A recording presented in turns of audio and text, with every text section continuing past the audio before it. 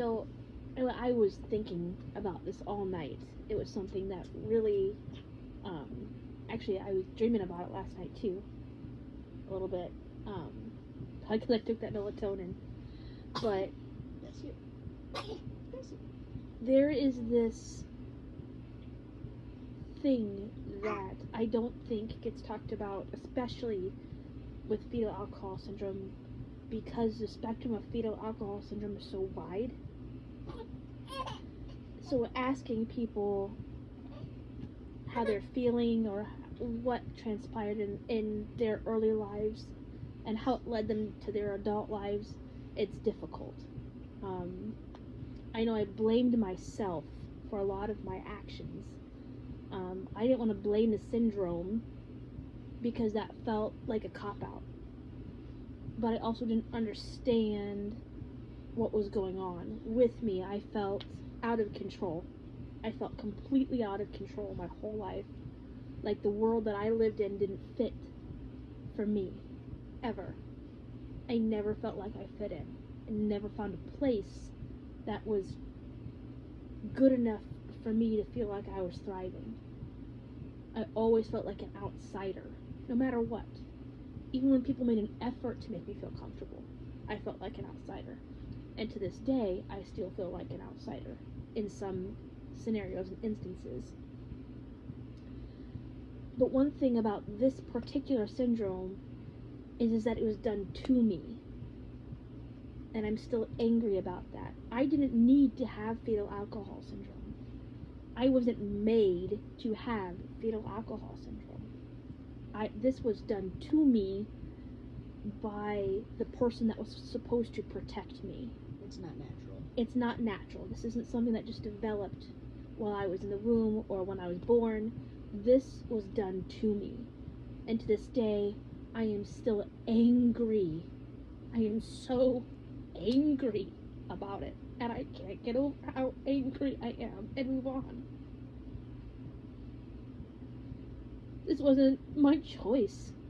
This wasn't God's choice necessarily. This was somebody that made mistakes that ruined my future for me in my eyes. In my eyes, it was already ruined for me by somebody who was supposed to protect me and care about me as a person, as a baby growing inside of them. They were selfish, so selfish. And I've never forgiven that person for doing that to me, because this didn't need to happen. This was not something that was supposed to happen to me, to my brain, to my life. And I am hurt, and I am angry. And I would not be suffering through these things today had that person made a different choice. And I've never met her. I've talked to her over the phone a couple times, but she is so pickled. She's pickled herself. And I feel like she pickled me in a sense. The other issues that culminate from the drugs and the alcohol that she ingested means that certain drugs don't work for me. Like lidocaine and novocaine. When I go to the doctor, I can't get numb all the way usually. They have to put me out, which also takes more effort to get me out completely with a local anesthetic. So for the dentist, rather than scheduling an hour block to be able to get a tooth removed, you have to have 2 hours. Yes, absolutely. Sometimes 3. Because it takes the first hour just to get you numbed properly. Well, it also takes the right dentist. Yeah. For years. With the patience and the know-how. Yes, it has taken years to find a dentist. I mean, a lifetime, really, to find a dentist that I was comfortable with. And this is the first time that we've actually found one. Just in the last, 3 weeks? Yeah. 3 weeks we found a dentist that I appreciate. But yes, the numbing takes almost twice the normal time to get me numb.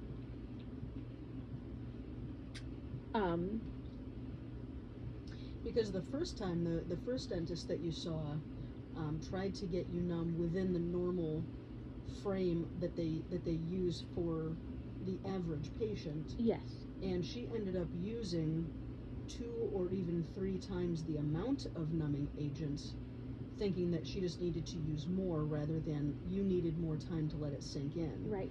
And so she ended up running out of time before she was even able to pull your teeth. We got you home, and then you were on your butt. Yeah. Because of the amount of numbing agents that she had to use in an attempt to get the tooth removed. So it was in that moment that we realized it wasn't how much that we needed, it was the fact that it took so much longer for it to metabolize into your system. Yes. And she had me take a Quaalude as well. Yeah. Which took me days to get out of my system. I felt weird for days after she had me take that Quaalude. That was awful. I will never take another one of those. I never. But a lot of the side effects with drugs is that I'm allergic to NSAIDs. I'm allergic to ibuprofen. I'm allergic to some Tylenol products. I'm allergic to like pseudoephedrine products. I can't take any of them. And it's been tested by several doctors now, even in my adulthood. Yeah, I think it was like 2016, maybe 2017, something like that, that you went to an allergen. Yes. And he said that the non-steroidal anti-inflammatory drugs, they don't mechanize in your stomach. Correct. The way that they do for the average person. And that's what causes the allergic reaction, which for your case is anaphylactic shock. Yes, I go into shock. My tongue swells up, my throat swells up, my eyes swell closed, my lips get huge. I wish I had photos of the last time that this happened, because I had to be in a play that day, and I wound up being so swollen in the play. It's a good thing I was playing an ogre. I was playing an ogre in the play. You fit the part then. I fit the part. Everybody got a good kick out of it. But I was on so much medication that day I barely remember it, to make the swelling go down. I was lucky that it didn't kill me, and it didn't cause more damage than what it did. Well, it's more recent than that even. It was what, 2022 even? Yeah. Just last year, that you had an incident when you were working at the correctional facility. Yes. Where you almost overdosed. Yes, I did. On K2. K2, synthetic marijuana, that you were exposed to while you were shaking down a cell. Yes. And they had to rush you to the hospital. And one of the things that they gave you in the ambulance on the way to the hospital, when you told them that you were allergic to NSAIDs, Advil, and things of that nature, they didn't believe you and administered some anyway. Yes, they did. And you had that same allergic reaction before you got to the hospital, and they had to deal with that. Yeah. Then they had to deal with that on top of the fact that you were also overdosing in their care. Because I wasn't completely lucid during that time, they thought that I was just being ridiculous. Nobody's allergic to NSAIDs. Everybody takes NSAIDs. Everybody takes Advil. And I was complaining of chest pain. Yeah. Well, probably because you were having an asthma attack while you were at it. The triple whammy. But all of these major problems in my life would not be here today if choices were made differently while I was growing in that person's body. There are days where I think that I was not supposed to be on this planet. Why didn't she just abort me if she felt that badly about me? And then I realized how selfish and how needy she was about her own life. She wasn't thinking about me, she was thinking about what she needed. Yeah, and as much as we can be and have the right to be upset with her for, you know, how she took care of herself and inadvertently you while you were in the womb, this is very much a case of addiction. She didn't, while she may have chosen to get involved in it, after that it was no longer her choice. She couldn't help it. A lot of my pain revolves around the fact that I shouldn't drink alcohol or take pain relieving drugs. I shouldn't take them because of how much addiction runs in my blood. Yeah. But almost I'm scared. I'm scared of those things Not because anybody told me to be scared of them. Nobody really forced me to be afraid of them. I'm afraid of them now. You and I drink once a year. I have a drink once or twice a year. Socially for Socially. New Year's or something like that. But what is not socially known, and this is not something that I'm proud of, is that in my early 20s, I was drinking a lot. It was just before and during the time that we were getting to know each other. Yes. So, 2011, 2012, I was drinking with my friends a lot. And sometimes I drank when I was by myself because it was nice. And I felt a lot better about myself when I drank. And it was you who actually mentioned, you know, you're kind of drinking a lot. You're not really, I don't know if you realized, but that's your fourth drink. And we've only been here for 2 hours. We've only been talking for 2 hours, and I noticed that. And it kind of snapped me into reality, and I realized that I was starting down a path that I never, ever, ever wanted to go down. And so we don't keep alcohol in the house if I feel like I'm getting out of control. There's some alcohol in the house, but none of it is hard alcohol all the time. We have some very expensive alcohol, which is only for special occasions that's in the house. And that was usually kept in the room that we used for the game room. Where yes. You didn't go in there quite as often. No, that was more my area. We would keep it in there because then it was more out of sight, out of mind. Yeah. But there still were a couple of occasions where you would have a bad day at work and you would come home, and before you would get home, you'd give me a call and you would say, I've had a bad day and I want to drink, but I don't want to fall down that rabbit hole. We need to get rid of the alcohol. And so before you got home, I'd go and gather up the alcohol. I would hide what you didn't want me to dispose of, and I would just dump down the drain what we didn't need. Yeah. The expensive alcohol. Mm-hmm. You hid. And then we just got to the point where we would just keep that more expensive alcohol that we didn't want to just dump down the drain. Hidden. Yeah. Yeah.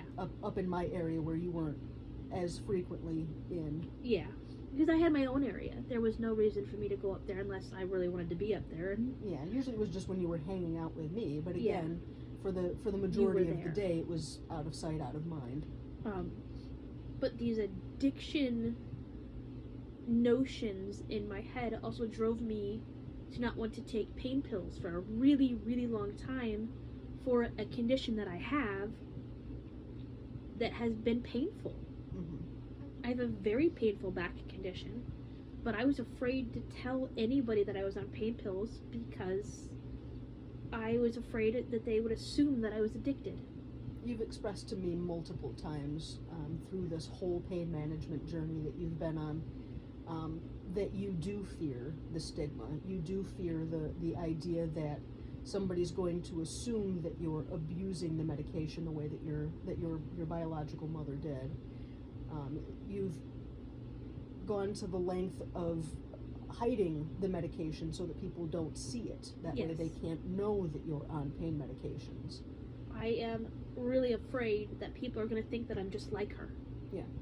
They're really going to think that I'm this horrible, awful human being that has no care for anybody else except for what's in that pill bottle or what's in that bottle of alcohol, what that liquor is. That's all I'm going to care about, and it's not who I am, but I'm afraid that that's what people are going to think that's who I am. I think that there's a lot of people that fear that that's who you could be as well, because I don't know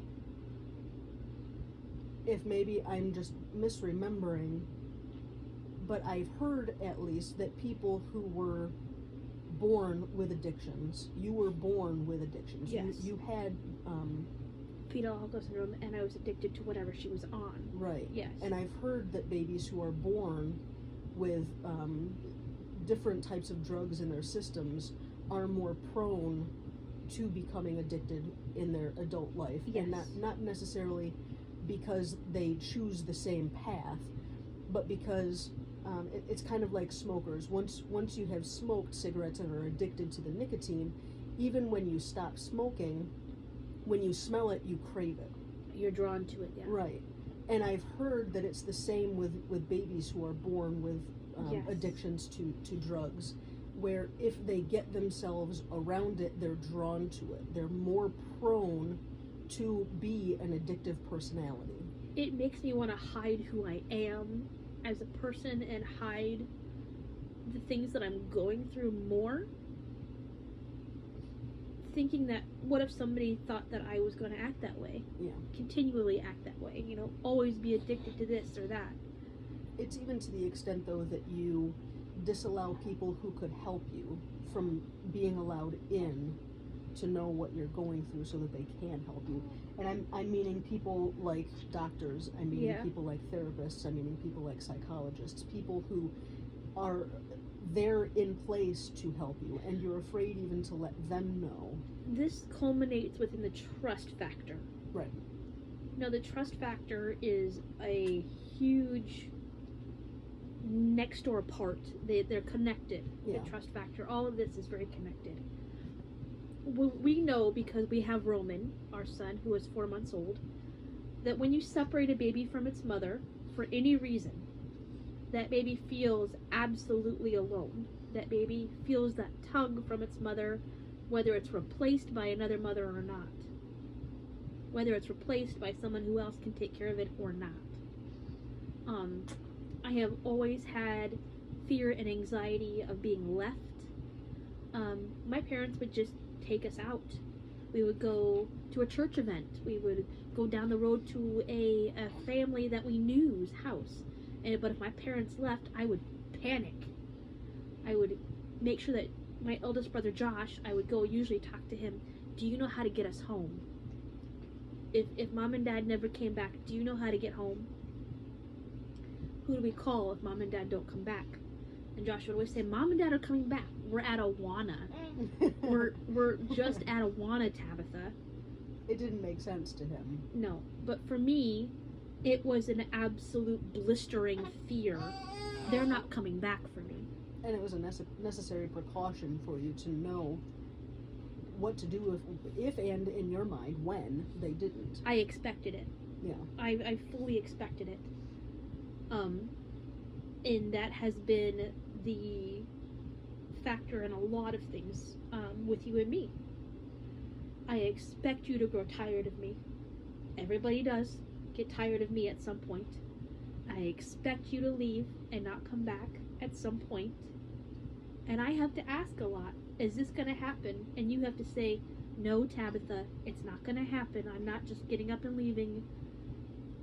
I will be back. I'm coming back. And most of the time, I already know that. In the back of my brain, I already know that. I feel crazy for having to ask you. I feel... Your heart knows it, but your mind disagrees. Yes. My mind is struggling with the what-ifs. But that is a huge factor in the fetal alcohol syndrome and the abandonment issues that I definitely deal with. I feel abandoned all the time. There's just no getting over that, and everything is abandonment. Every word, every small argument, every small moment that we're not completely in agreement with things, it's abandonment. You're going to abandon me. You're going to walk away because I'm not completely agreeable. I'm not perfect. I'm not what you want. I'm not what you need. And I feel that all the time. I feel that all the time. And that is such a difficult, difficulty, always feeling like there's just going to be someone that's going to walk away from the choices that were made from a woman 33 years ago that had no care for me. That I can't just erase. I wish I could erase all of these things, and I just can't. And so we just gotta live with them. But moving on is even worse. I feel like if I move on, I forget sometimes Like, how do you forget this pain? How do you forget what you're going through? Because it's so present. It's so everyday life. It's just hard to forgive. It's just hard to walk away and just let it go, because it's something that I can never get rid of. These things, I live with them. And so it is difficult. And everybody else gets... I'm jealous of other people because I feel like they got a better start than I did, just because their moms cared, just because the people that gave birth to them cared enough to take care of themselves and to take care of the baby that was inside of them. It's just, I feel like it's not fair.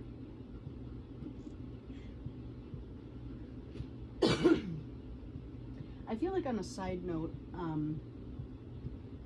you and I, but more specifically you, have almost overcompensated when it comes to caring for Roman. Yes. Before he was born, when he was still in gestation, and now. To the point that people are constantly coming to you and trying to critique your parenting. Yes. They call you helicopter mom. They tell you that you're doing too much. But I think that it's because of what you know can happen if you don't take care of your baby at any stage of their development and growth. I watch him grow and develop into I don't know if they can hear you. young man. I've been watching him grow and develop into the young man that he is right now. This little infant who is 4 months old. My biggest fear is that somebody's going to try to take him from me because they don't think that I'm doing a good enough job. Or they see that I'm handicapped, or they see that I do things the way they wouldn't want me to do them. And a little bit of a side note on that is that my family are a little bit CPS crazy. Yeah. They have been known to call Child Protective Services out of spite rather than out of necessity. And so while it may be that the people in my family who did have CPS called on them did in fact need CPS to come and correct something, there have been tenfold false calls, I guess, or my sister specifically has had CPS cases opened on her from the time that she had her first child in 2005. And I know that there's been a lot of concern for me that the family are going to judge and critique my parenting skills the same way that they always did with my sisters, even though there is a lot of understanding that the way that Tabitha and I parent is very different than the way that my sister parents. In a sense that my sister did in fact need CPS to come and intervene occasionally. But there's always that fear that I have that there's going to be the same expectation that CPS is going to need to intervene or interfere in the way that I'm parenting. And I think that you have the same concerns as I do in that front, because you've been with me for 11 years, living here with me for 11 years, where you've been around my family. You've seen the way that they kind of treat each other, I suppose, and I think that you have a lot of the same concerns as I do on that front. But you also came with your own concerns. Yes. Because it's hard, and I'm speaking for myself, it's hard to be a parent or to feel like you're going to be a good parent when you don't really feel like you've had a lot of good parental guidance. Yeah. You've not really had a lot of good examples of what a parent should be. And I know that you feel the same way because of the way that your biological family took care of you. Yes. And through a lot of soul searching, we weren't even sure if we were going to have children. It was a hard fought battle. It was a hard fought battle for both of us. Worth it, definitely worth it. I love being a mother, but the fear is always there. CPS played a big role in my life early on, from taking me out of a bad situation and putting me into a wonderful situation where I could be raised in a good family with good faith in a good home and have a family. My parents are my parents. They are lovely people, and they have raised me well. And I don't have other parents.